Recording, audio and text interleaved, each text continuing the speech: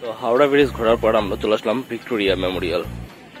আর কি বলবো, কলকাতায় এত ভিড়, এত গ্যাঞ্জামের মাঝখানে ভিক্টোরিয়ার জায়গাটা এতটা শান্ত পরিবেশ, এই আশেপাশটা মানে আমাদের মনে হচ্ছিল যে একটু রেস্ট করি এখানে। মানে একদমই শান্ত পরিবেশ, ঠান্ডা হাওয়া, গাছের বড় বড় ছায়া, সুন্দর, মানে আলাদা রকমের পরিবেশ।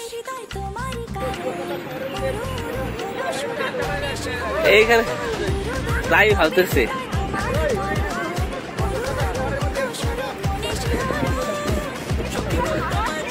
একটু রেস্ট করবি নাকি? তাও ভেতরেও আছে এরকম বসার জায়গা, ভেতরেও আছে, ভেতরে যাই।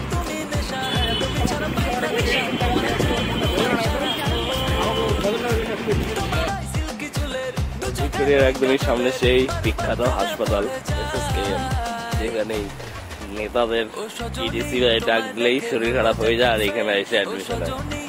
মানে দেখে খুব মজা লাগতেছিল, দেখেছে এই জায়গাটা চলে আসছে। সবাইকে জিজ্ঞেস করি নাকি নামটা চেনা জানা লাগে, নামটা চেনা জানা লাগে, বলো কি আছে বিশেষত্ব? কোন নেতার কিছু এলে এখানেই আছে।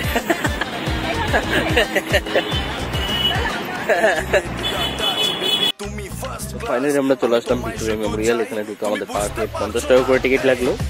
বাংলাদেশ, নেপাল, ভুটান থেকে আসলে 100 টাকা করে লাগে, আর তার বাইরে থেকে আসলে 500 টাকা করে টিকিট লাগে ভিক্টোরিয়া। এর আগে যখন আসছিলাম তখন এখানে ভিডিও করতে দেয় না, তাই ভাবছি হয়তো এবারও ভিডিও করতে দেবে না। পরে দেখি না সবাই ভিডিও করতেছে, তো আমিও শুরু হয়ে গেলাম। আমি না, সবাই মিলে, আমরা গ্রুপে সবাই মিলে শুরু হয়ে গেলাম ভিডিও করা। আর সত্যি কথা বলতে আমার ইতিহাস সম্পর্কে, ইতিহাস সাবজেক্ট আমার একদমই বোরিং লাগে, একদম বিরক্তকর লাগে। তাই হলো আমার এই সবের বিষয়ে কোনো ইন্টারেস্টই ছিল না, খালি পুরোনো জিনিস তাই একটু স্মৃতি ধরে রাখার জন্য ভিডিওটা করতেছিলাম। তো দেখতে থাকো কি কি দেখি, কি আছে।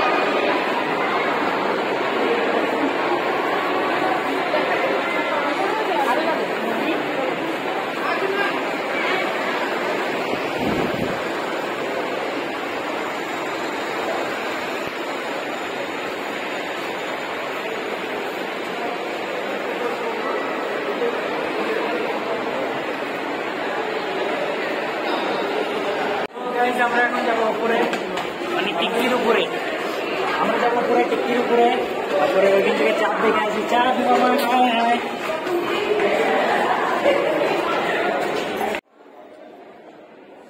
তো এটা হলো ফার্স্ট ফ্লোর থেকে ভিউ, মানে একদম কি বলবো, এত সুন্দর ভিউ ছিল।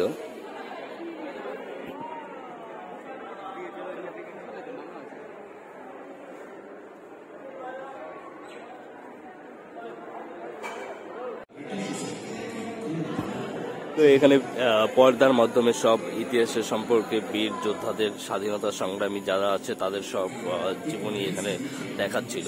তো এই জিনিসটা খুবই ভালো লাগলো। তার সঙ্গে আছে আরো অনেক ধরনের যে পতাকা ছিল, আমাদের ভারতের যে পতাকাগুলো ছিল এক এক সময় এক এক রকম ডিজাইন, তো সেগুলো সব কিছু টাঙানো ছিল। তো সেই জিনিসগুলো খুবই সুন্দর লাগলো।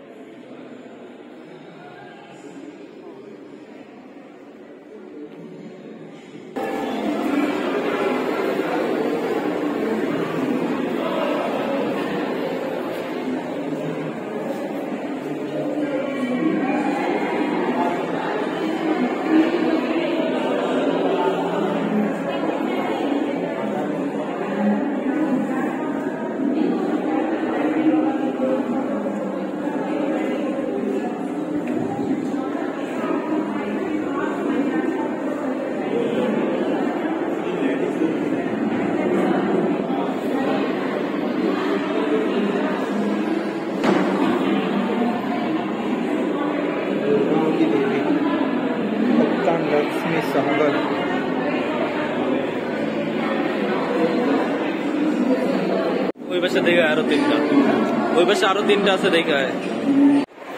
ভেতরে অনেক সময় কাটানোর পর আমরা চলে আসলাম বাইরে, কারণ কি বিকেল হয়ে গেছে আর আমাদের রুমে যেতে হবে। তার রুমে যাওয়ার আগে একটু দেখবো যে আর কোথাও ঘোরার জায়গা আছে নাকি, তো সেখানে ঘুরে তারপরে যাব।